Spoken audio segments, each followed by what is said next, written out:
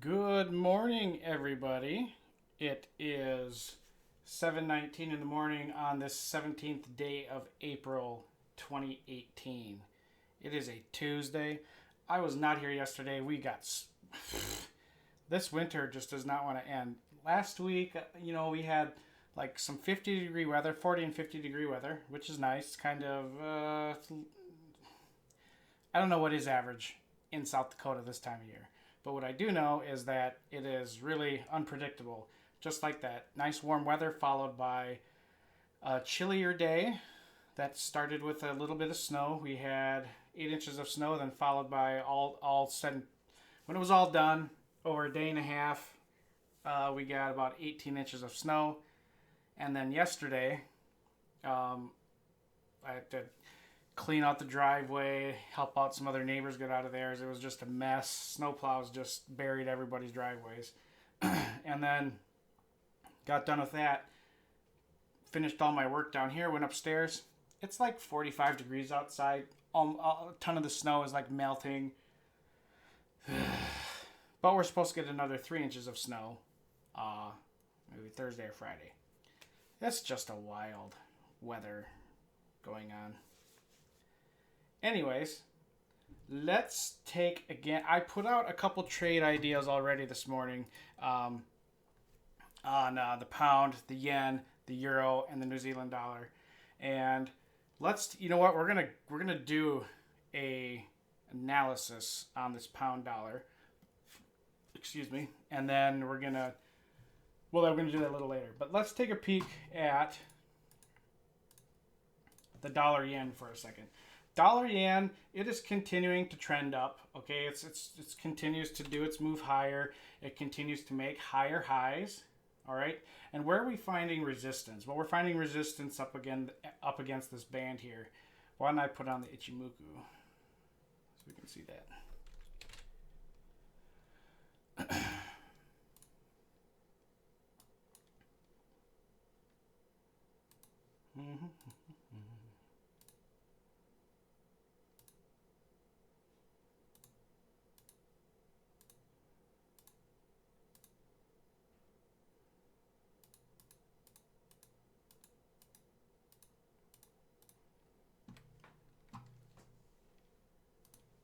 Okay, so we're on the hourly, and where are we kind of finding that resistance? Right up against this arc here. But we are getting a lot of buying in the volume and respecting the short-term trend lines here that are drawn. So we could very well be looking at some higher prices and moving beyond this arc here, which is in the 140 zone. All right. Last night, or rather earlier this morning, we got bearish news in the pound. So a lot of pairs were kind of floating all over the place earlier this morning. The New Zealand dollar, that's one we've been looking at all last week for some shorting opportunities because the trend is moving down. Put in a short idea on this earlier to short at a break and hold of 173.33. And so that's right down here. That's where we're kind of looking for a short, but we're probably going to get some type of short-term bounce maybe on this arc. But for the time being, we are continuing to trend down with this 45-degree line right now. Okay. Let's take a peek at the Aussie dollar real fast. Not a whole lot to look at right now. We are if we're looking at the Ichimoku cloud, and if we look at the structure in the Ichimoku cloud, we are below the cloud, but the lagging span is not yet. It's still over here. Actually, the lagging span is below the cloud. So actually, we might get a short here. This is an important zone to look at because this horizontal red line and this vertical red line, this represents a perfect square in price and time. And the red lines represent pivots. All right. Now, the hard part is looking at this and saying, okay, well, where is this pivot going to respond up or is it going to respond down? we got to bring down our time. We got to increase our time frame. So if I'm looking at the daily, all right, what do I know? I know that I've been in an uptrend, or that we've been in an uptrend for 1, 2, 3, 4, 5, 6 days. Getting close to 7, we faced resistance on this conversion line, or this baseline, excuse me, and we're sloping down from extended conditions of the composite index. So we should have a short bias from this current level. But if we remember looking on the hourly here, we see that we do have a trend line that is acting as support. Okay, so where are we going to short? We're going to want to short, well, really almost right here probably, because our risk could be very limited to really up above at 77.89. That's where our risk could be. So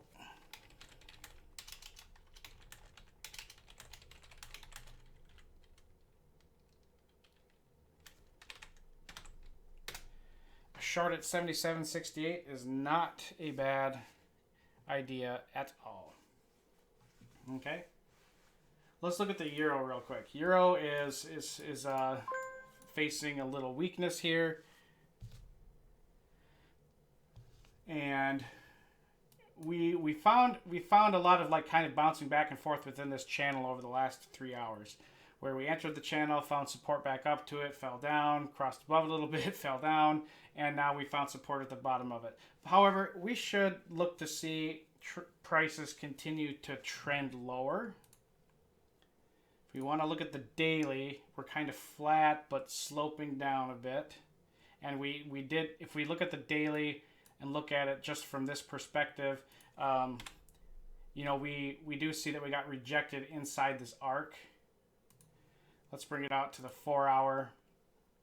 4 hour is the real signal here, telling us that, you know, we have a good bias to short. This is a very strong looking bearish candlestick here, especially look at the price action from above it and right to right now. That is a pretty ugly looking chart. Now, do recognize though that we do have a trend line here, so we may find a little bounce here, which is also right above this cloud. So keep your eyes out on that. And let's take a look at that pound right now. We do have building permits. That's not going to be a big deal. Okay, let's look at the pound and look at this on a long-term basis, because this is going to be a money mover. I got into this way too early. It moves way more. Actually, I didn't get into it too early. It just yesterday it moved way too much. That's the market's fault, not mine, right? No, that is the way the market works. All right, this is the daily chart, okay? And if we observe, actually, I want to bring us out farther. I want us to take a look at the weekly, okay? Let's get rid of all this noise here and just take a look at the monthly. I'm looking at the monthly of the pound dollar, okay? And I see that we are a fair distance away from the baseline.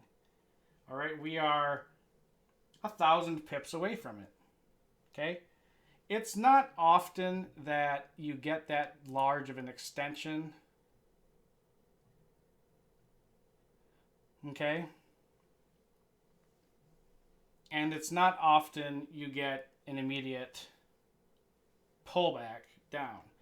Now, there is something very bearish about what's going on here. Is that, look at the volume as it's increased. This is the low of 2016. All right, this is October of 2016. And as we keep moving up, watch this. You know what?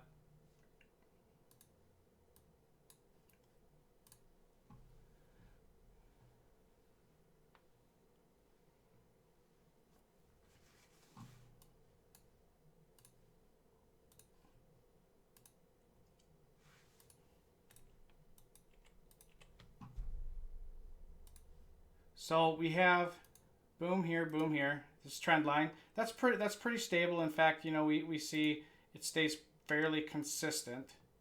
But then what happens? The slope increases dramatically. All right? It doesn't look like much on the monthly, but on the weekly and the daily, this is a pretty parabolic rise. Okay, so this is on the monthly, and look at this volume. I want you to take a peek at this. Look at how volume responded when it was coming down here. This is beginning of 2013. Lots of volume preceded the rise in price, but then as price was going up, volume went down. Volume precedes price, so that's what we have going. Look at here. This is one of those things that's indicative of just price action in general. Is when prices are falling, how do you know you're getting to a bottom?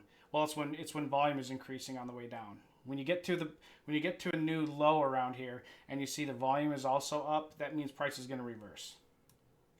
Same thing here.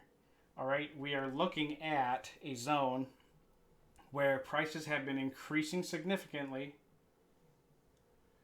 and volume has been increasing at these new tops. This is the most volume we've ever traded in the 1st of January. That's the most volume traded ever in at least on Owanda's volume. All right. And then we did have a pretty equal volume sell-off in that next month, but followed by lower volume and rising prices. That's never a good sign. All right. Also observe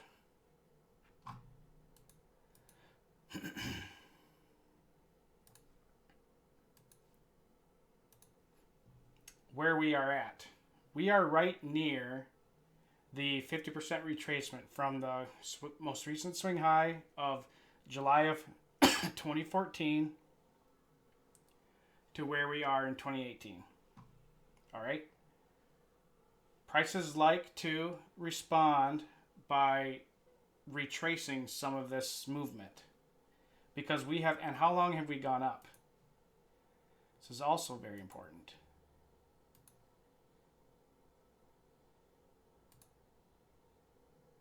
Well, we've gone up for 1, 2, 3, 4, 5, 6, 7.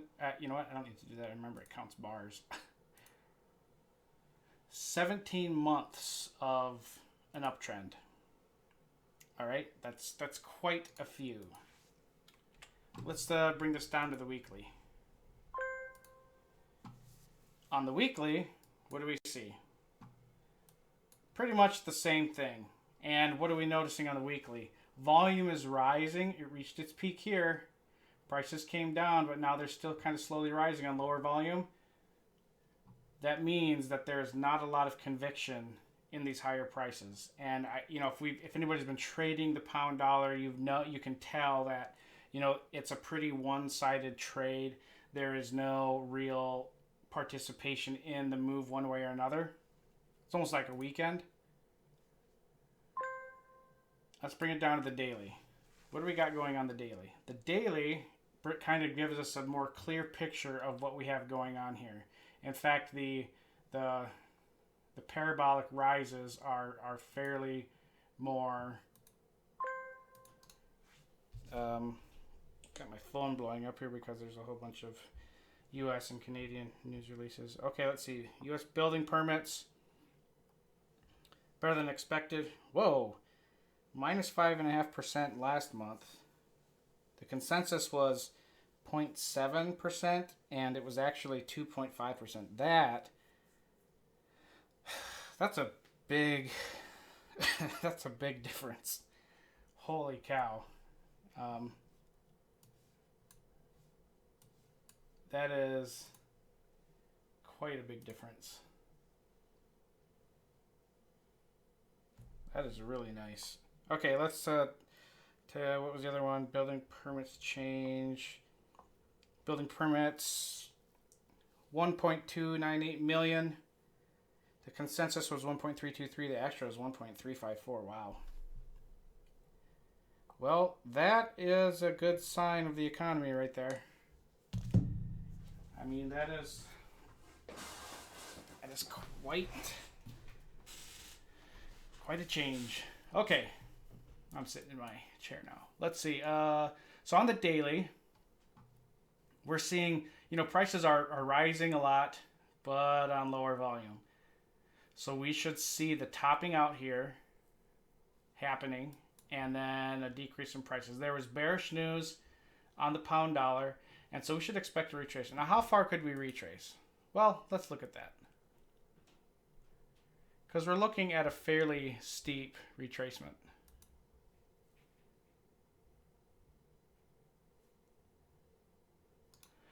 Around 130 maybe. I'm really saying maybe 135. That's a more reasonable and a more realistic number. Okay, now looking at this on the day, I wanted to show you. I mean this is going to be a monster correction. It's going to be a pretty wicked one.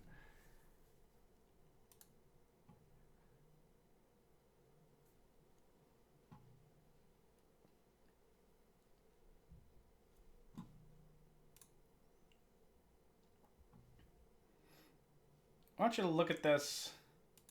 Here's the weekly chart. These red boxes, this is really no different than the trading view chart. And this is the composite index, no different than the trading view chart. But look at how crazy divergent we are. All right. This is kind of like my cheating. The software, you don't have to actually look for the divergences. It finds them for you, which is kind of cool. But look at these divergences. Okay? Because this has been going on for weeks. 3 consecutive divergence zones on a weekly chart. That does not happen that often. That does not happen that often. Okay? I mean, when it does, and it shows up, and then there's finally a corrective move off of that, it's a pretty violent reaction. Let's look at this on the daily. On the daily, massive divergence did not play out. We just had rising prices and continue to go higher and higher. But now we are experiencing a very, very bearish looking candle right here. Okay? Very bearish looking candle. We've still got a lot of time left on the day, but we are very extended in our composite index.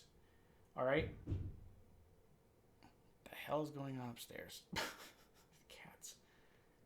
So you got this going on, elevated levels.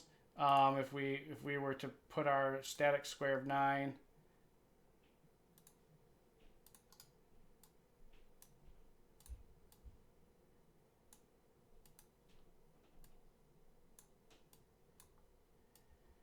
we show that we really did not even test this. When prices just kind of float through this 90-degree angle, that's never really a good sign. So we could see a pretty strong push down to retest these lower levels.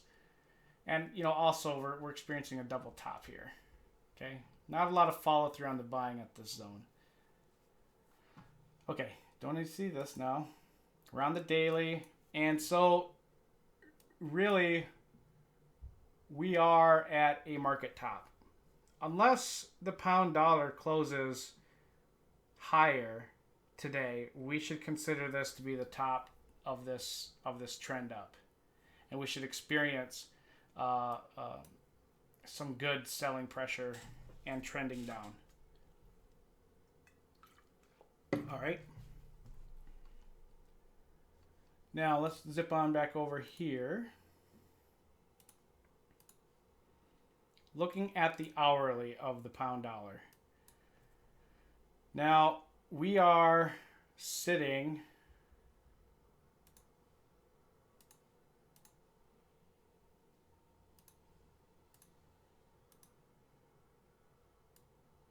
within this second band of this arc. Okay, but it's a pretty bearish candlestick we've got forming here on the hourly. It's a pretty ugly one.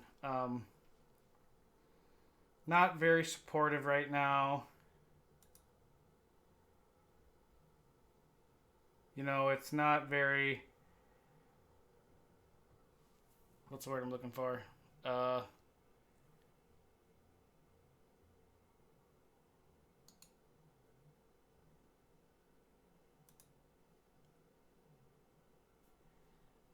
was I looking at here?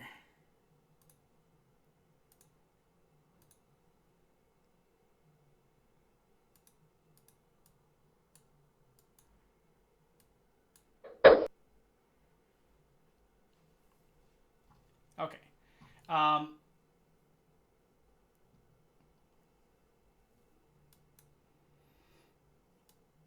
Oh yeah, here it is. This is what I was pointing out. When prices get to these pivot zones, okay, these natural squares, if they've been trending for a long time, this is telling us that prices are going to change direction not only in time, but in the price movement itself, but in the direction of price. Okay, so this is, I mean, that's basically saying the same thing. But what I'm saying is that this is indicative of a reversal zone, and we're right inside of it. Okay, this is really where we're gonna see prices change. If we look at past price behavior when price approaches zones like that, we can see that it happened here on this blue line. Okay, blue line. This is the exact mid of our time count. So this is the 50% level.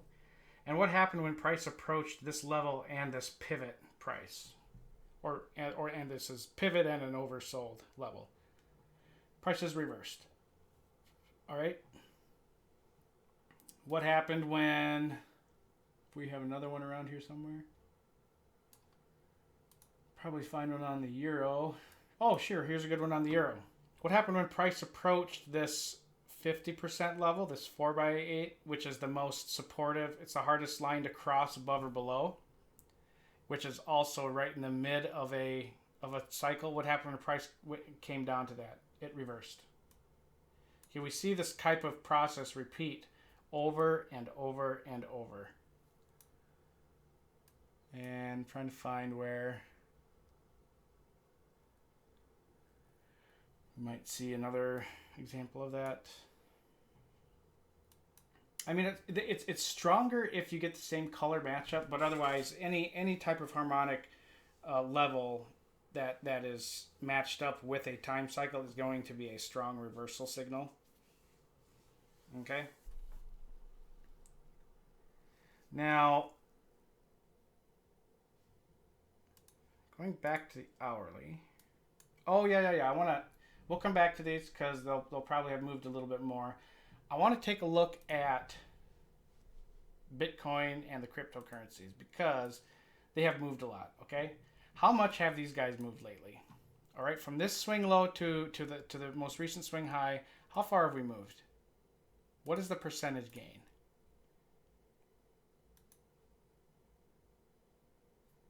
%. We've had a 30% gain in the price of Bitcoin, and really in the entire market cap for the entire this period. And I know that my structure here is correct because look how prices reacted to these arcs. I drew these here a long time ago. These aren't new, but just look at how price respects this construction. It's just fascinating, really. And so we're at a pivot. Okay, I don't have any interior. Well, actually, I could draw those in here right now. I'd like to see what those look like.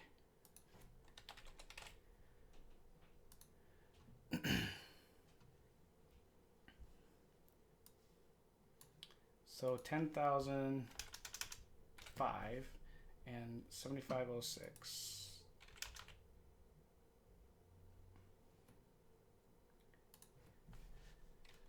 So I just want 3 levels. I just want the mid,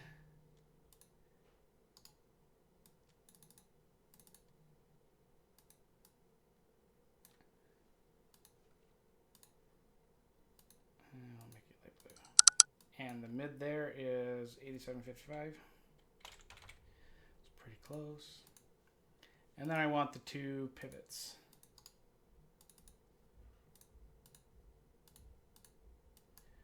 Which are 93.80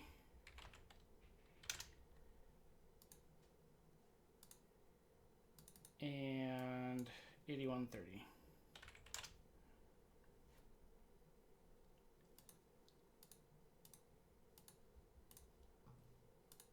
Okay.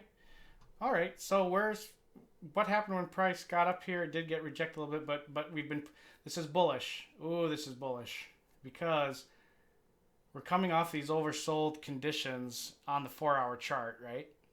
And we are trending up. I mean, there's no doubt we're trending up now. And so this is going to be a pretty sizable, dramatic increase in price where we're just going to really shoot up above here before we face a little resistance here. But we're at this pivot in time and price, and we're coming off of we're in buying conditions. And so this should be a pretty nice rise in price. We shouldn't face resistance here is what I'm saying. We should not be sitting here for very long. Or if we are, it'll consolidate, but we should not see prices sell off at these levels. It should not be treated as a strong resistance zone. Let's take a look at Litecoin. Okay, Ethereum. You know, it's all right. Cardano. I'm going to tell you guys a little tip about Cardano because there's a private equity fund that pays me to do, well, I'm their sole analyst. I do their trading for them and all this other jazz, but Cardano is probably the only investment grade coin that is not Bitcoin or Ethereum. Only because when its blockchain is released, it's going to disrupt the entire ERC, the entire Ethereum chain network is going to be invalid. Cardano is designed with the express purpose to address the scalability issue that was the issue with Bitcoin when it launched. And it caused the Bitcoin Civil War. That's where Bitcoin Cash hard forked off of Bitcoin. It's an issue now with Ethereum. But Cardano's Ouroboros algorithm, it is going to be able to, it's future-proof. It'll scale automatically as needed. I don't know how that works. It's way beyond my my knowledge, but Cardano is probably the most professional project. It's got a whole bunch of universities attached with it. The government of Japan is big behind it. I mean, there are so many PhDs floating around in this project. It's ridiculous. It is not a small time thing. Not at all. And it is the only coin. It is the only coin during the bear market, okay? During the drive down in, starting all the way back in December, going into January, Cardano was the only non-major currency that experienced significant inflows of volume. It didn't affect the whole price so much because of just the bearish move of the entire market, but Cardano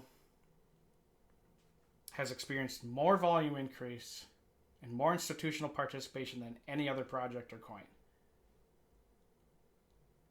And I'm mentioning this because when Cardano was released, now the float is huge. Okay, the circulating supply is 26 billion. Well, half of this is there 25 billion is owned by the people got into it at first. And then these are the shares floating. However, there's a lot of institutions who now own a significant chunk of this. And if you could filter out institutional ownership and insider ownership of cryptocurrencies like you can do with stocks, we would probably see not a lot of this. A good chunk of this amount, it would not be available to be openly traded. Okay, the percent shares float, like if you're familiar with trading stocks, finviz.com is probably one of the best free tools on the planet, but the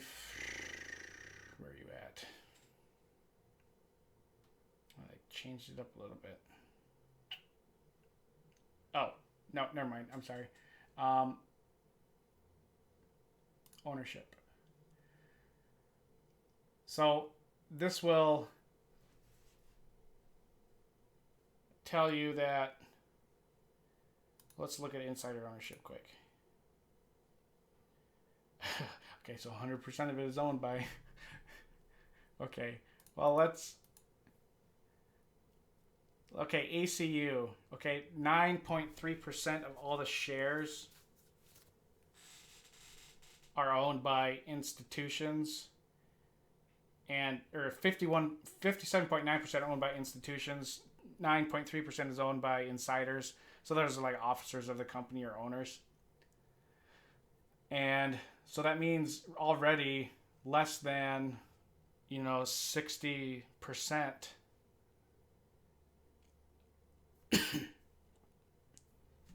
Really, we could just say only 30% of all the available shares are available for trading. All right. And so when the volume of a coin or a stock is very little, then it's very easy to have prices go up and down. Okay, because you don't need to put a lot of effort behind it. All right. And Cardano is kind of that way, because we can't see the actual institutional volume right there. Now,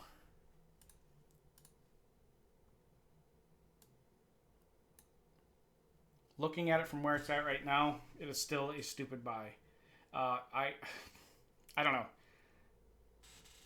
For me, I missed Bitcoin when it was at $300, and then I missed it at 500. I am not going to miss Cardano at 26 cents. Okay?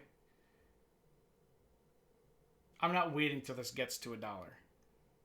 Right? If you spend a quarter today and this reaches $1, that quarter is then worth $1. All right? Just put that into perspective. This is the most important coin outside of Bitcoin and Ethereum right now. And that is I don't pump individual coins. I've never pumped individual coin. I've never said, you got to get in on this unless I really, really, really believe it. And this is the only time I've ever actually believed that. And so that's where I'm at here.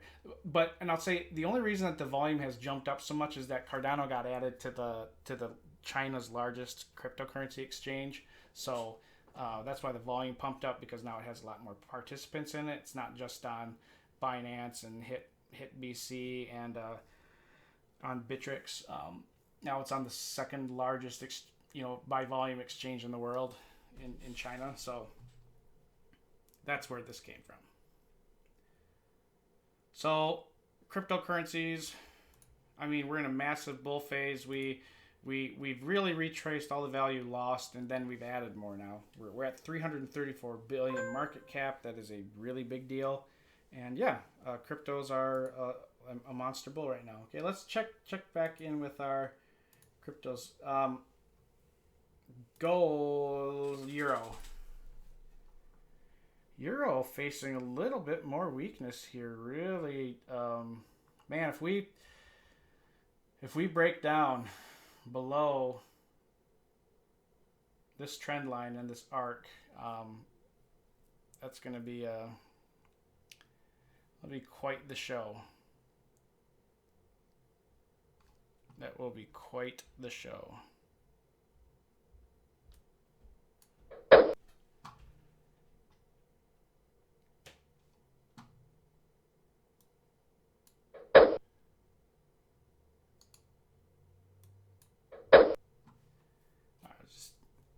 Had this floating stop loss on the MAM account for some reason. I don't know why it was doing that.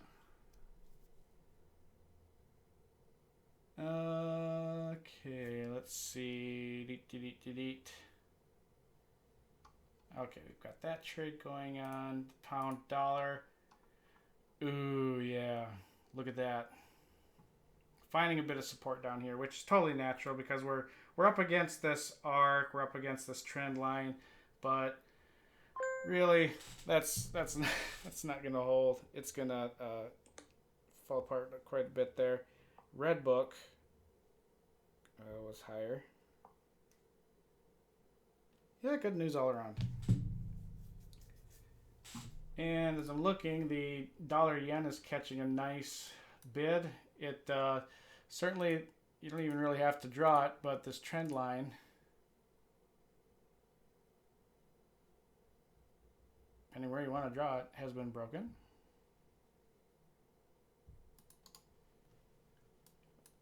And it's respecting these little ones here. This is a fairly steep one, but the big benefit here is that looking at this chart is that we are in 4 minutes we're going to close above this arc. So that should be enough of a indication that prices are going to move higher today in the dollar yen. That's really all the confirmation we need, and volume is increasing as we get to the end of the hour here, which is a good sign as well. The New Zealand dollar, here we are finding a lot of weakness continuing. We were looking to go short here pretty soon at a close and hold below 73.33. So, really, we're probably okay with the short here. We'll keep an eye on it though. Oops, where am I going? Aussie dollar, US dollar, that is finding a lot of weakness here.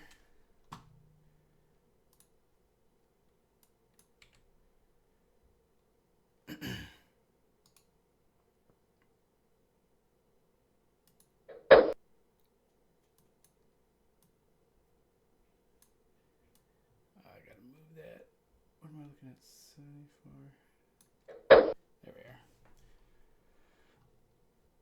Yeah, it should be a really interesting drive here. Oh, look at Euro Pound. Euro Pound, man, I tell you, it is finally broken out of this range, but I don't think that this is going to last. I think this is a really big fake out. I really honestly do think that this is a big fake out. Okay, because it did not respond to this pivot well, and the pound, like I said, has just been kind of on a autopilot rise, and so it's not a very authentic, the price action and the volume has not been very convincing to me. It's been very shady. So this euro pound, I mean, we may see some rising. We may see some pound weakness, and then the pound and the euro right now are looking really bearish all across everywhere. So we'll have to see. Aussie dollar, US dollar. Yeah, it's very bearish looking on the daily.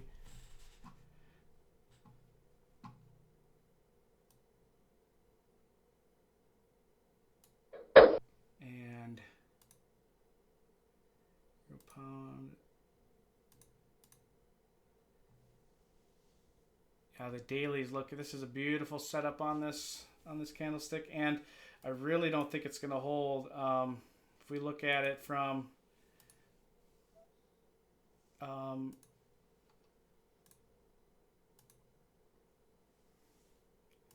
I didn't mean to do that.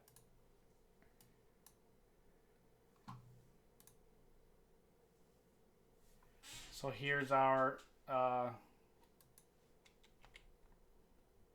pound dollar on the daily. There's this extended trend line, kind of a channel trend line.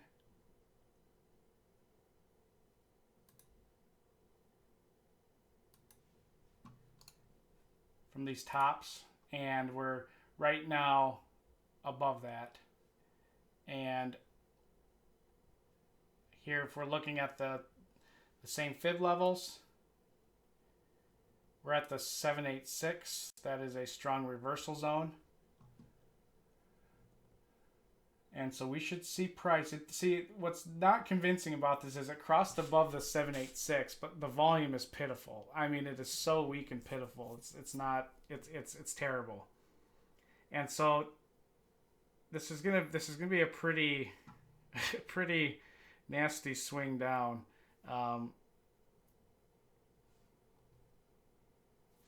Yeah, it's gonna be, long holders here are gonna be hurting pretty bad.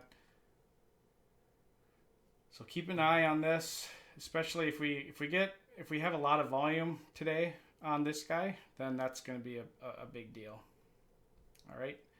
So I mean, because we've had 1, 2, 3, 4, 5, 6, 7.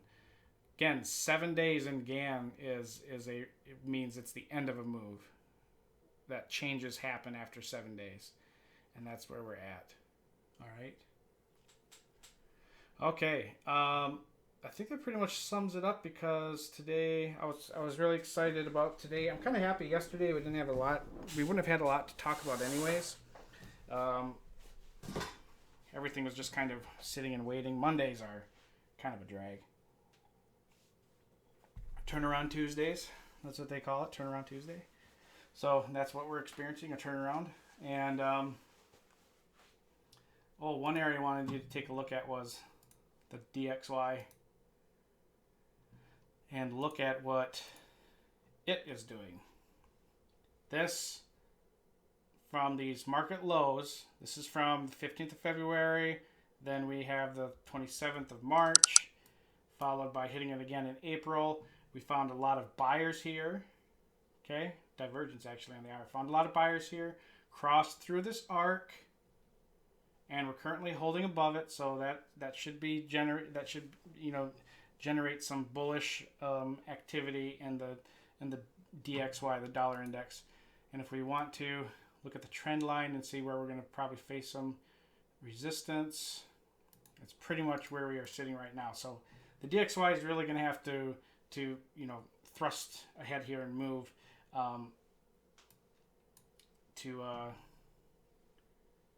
to really get some bullish activity. We're really oversold here. If we look at the daily, we're in a good buying position. So yeah, got some good moves coming up. Wonderful things to watch out for the rest of the day. Euro getting a little bit of support here, which is normal. And we got the pound dollar finding a little support in here as well, which is normal. And then the dollar yen finding a little weakness right there after that move, which is normal. But we should see continuance in these moves, and that's what we should be looking out for the day. Anyways, barring any blizzard, I'll be here tomorrow, and you guys have a good rest of your trading day, and hope you guys had a good start to your trading week, and I will see you tomorrow.